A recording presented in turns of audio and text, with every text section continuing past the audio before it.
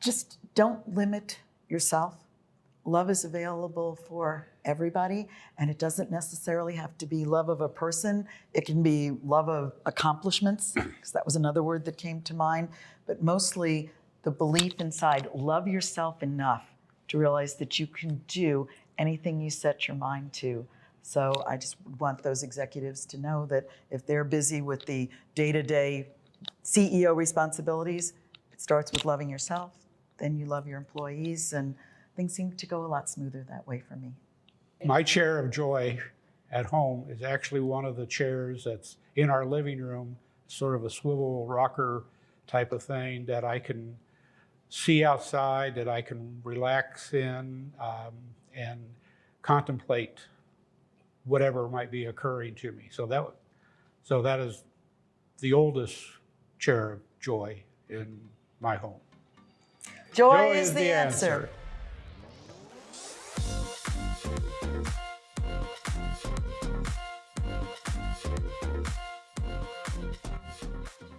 My name is Linda Comerford, and I'm with Comerford Consulting. I've been working, had my own business now. I'm on my 31st year, and that goes way back to how I got into this chair of joy, because I met a wonderful woman named Jody Curtis back. She just reminded me in 1986, she was in one of my business writing workshops. And through the years, we've just lightly kept in touch. And I still don't know how we reconnected, but we did about 2 years ago. And we were just chatting, trying to keep up with our lives. And she said to me, hey, how would you like to come join Purple Ink as a collaborator? Because she has training on lots of different courses, but not writing and grammar and those types of things. And I joyfully accepted, and the rest is history. I got an email from Jody. She sent an email out to everybody who works for Purple Ink saying, Cheryl's going to be here. Would you like to participate in this? And I had no idea what this was, but I know Jody's theme is joy-powered, and I'm a joyful person. I love the concept of joy, so I joyfully accepted her invitation.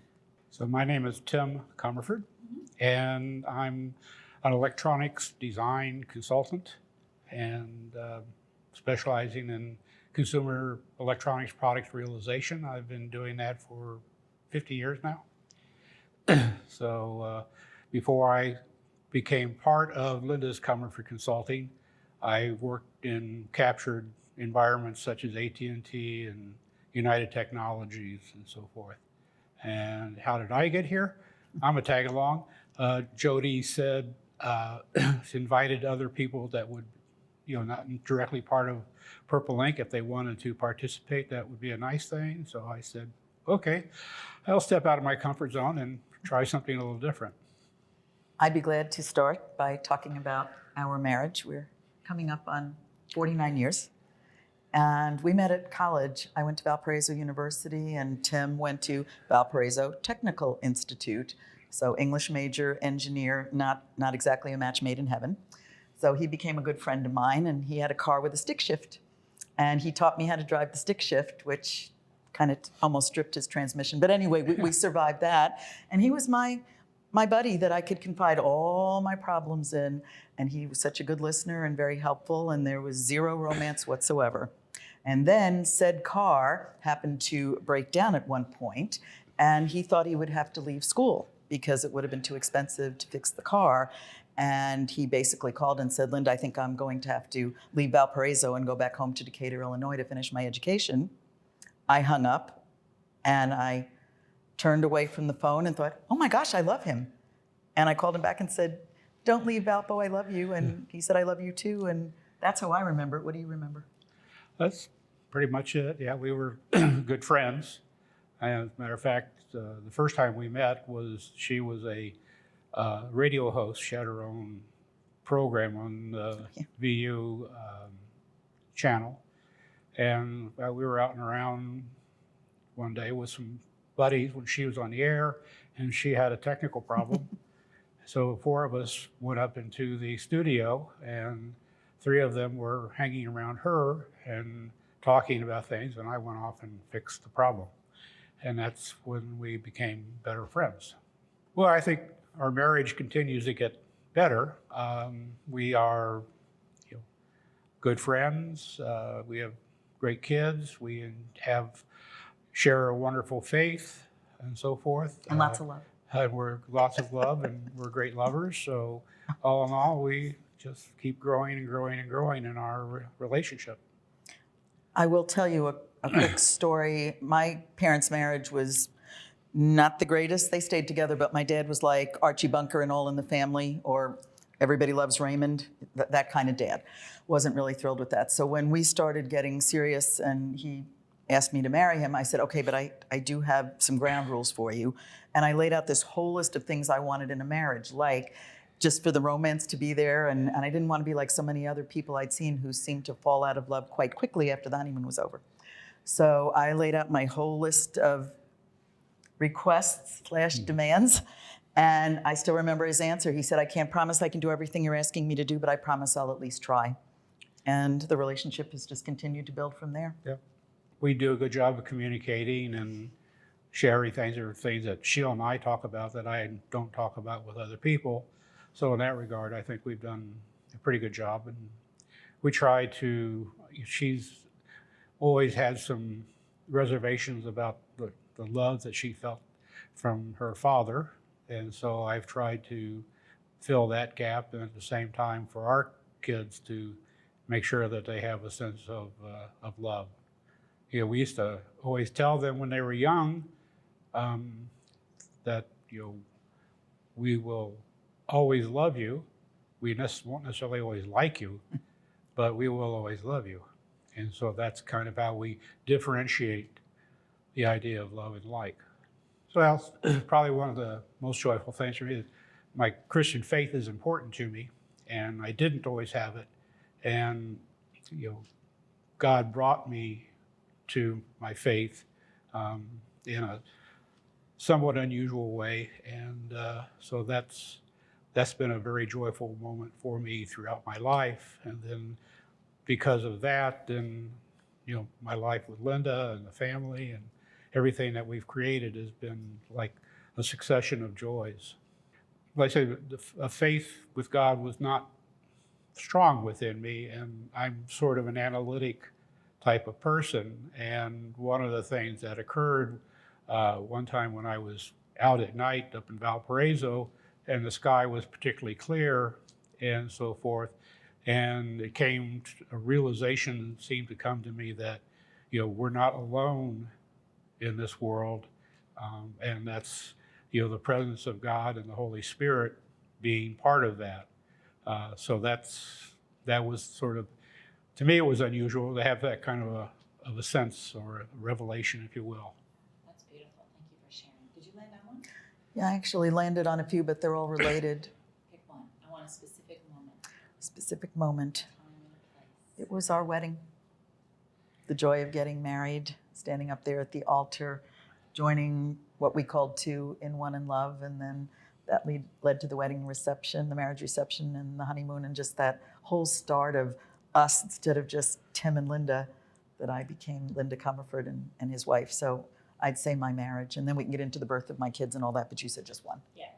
I want to talk about the joy of starting my business, Comerford Consulting, because if you were to ask me 31 years ago, could I start my own business? No. I can talk about anything related to communication skills, put me up in front of a group, wind me up and watch me go. But marketing and just doing all of the little administrivia day-to-day things just seemed like completely out of my comfort zone. And Tim over here said, I'd been working with another consulting company, and this woman I got a certified registered letter saying we were no more. And I loved working for her because all I had to do was go and do my workshops. I didn't have to do all the responsibilities of my own business. And Tim said, you can do this. And within 2 weeks, I created a writing course on my own, even though the former person I had worked with threatened to sue me for what she was sure would be plagiarism. And I wrote my own training manual, and my clients all came with me from her instead of just one, decided to go a different direction. And I remember my first workshop as Comerford Consulting, and I did it. And 31 years later, I'm still doing it. And that gives me ongoing joy. I guess on a little bit of the personal side, personal side, I'm somewhat competitive in the way I work and approach projects and so forth. So for me, a lot of personal satisfaction comes from accomplishing things that I don't know how to do and working through those. And even if I am not 100% successful at some particular thing, I'm successful in taking on the challenge and going forward with it and gaining a certain degree of personal satisfaction out of that. To me, it would be a gently sloping upward ramp that leads me to better and better things. To me, it'd be like a clear globe, okay, that I can see from all sides. Just don't limit yourself. Love is available for everybody, and it doesn't necessarily have to be love of a person. It can be love of accomplishments, because that was another word that came to mind, but mostly the belief inside, love yourself enough to realize that you can do anything you set your mind to. So I just want those executives to know that if they're busy with the day-to-day CEO responsibilities, it starts with loving yourself, then you love your employees, and things seem to go a lot smoother that way for me. So for me, when I was talking about the sense of accomplishment and things, the thing that comes to my mind is that it's okay to be afraid to go and take on a challenge. You know, fear is not necessarily a bad thing unless you let it control you. So it's okay to be fearful about something, but you use that as to encourage you and give you more strength to go forward with. Well, what's interesting with me, I've been teaching our vacation Bible school and doing things like that through the years, and they teach joy like this. The J stands for Jesus, the O stands for others, and the Y stands for you, which would be me. So I think that's a great way to pull it together. And I think you know this better than I, Cheryl. People seem to misunderstand what joy means. They think it's giddy happiness. We're not always giddy, gleefully dancing, romping through fields of flowers, singing kumbaya, yay, whatever. It's something inside that if you can feel joyful, and I believe everybody can, you just have to be exposed to the concept, it can really color every other aspect of your life. And that's when Jody, first of all, asked me to be a collaborator. I loved her concept of purple ink, but she has a joy-powered philosophy that just permeates everything she does with her employees, with the clients that we're privileged to serve. I just think joy is truly an essence that everybody can achieve. And it kind of grows on its own. It's like a flower you plant, and just a little seed, and it grows into just a whole garden of joyful emotions, joyful feelings. And I think it's wonderful. So I love your theme as well. My chair of joy at home is actually one of the chairs that's in our living room, sort of a swivel rocker type of thing that I can see outside, that I can relax in and contemplate whatever might be occurring to me. So that is the oldest chair of joy in my home. My chair of joy is, again, thanks to Tim. He wanted a sunroom built on the back of our house. I saw no need for that. But he doesn't ask for things a lot, but when it matters to him, I say yes. So I said, let's build our sunroom. And it's just wonderful, faces the west, the sun sets and all that. So my chair of joy is sitting out there in the sunroom, just watching nature around me. And it's beautiful, but not as nice as this. Oh, I could absolutely talk to others about it. I've just started teaching emotional intelligence, and that relates to 15 different emotions.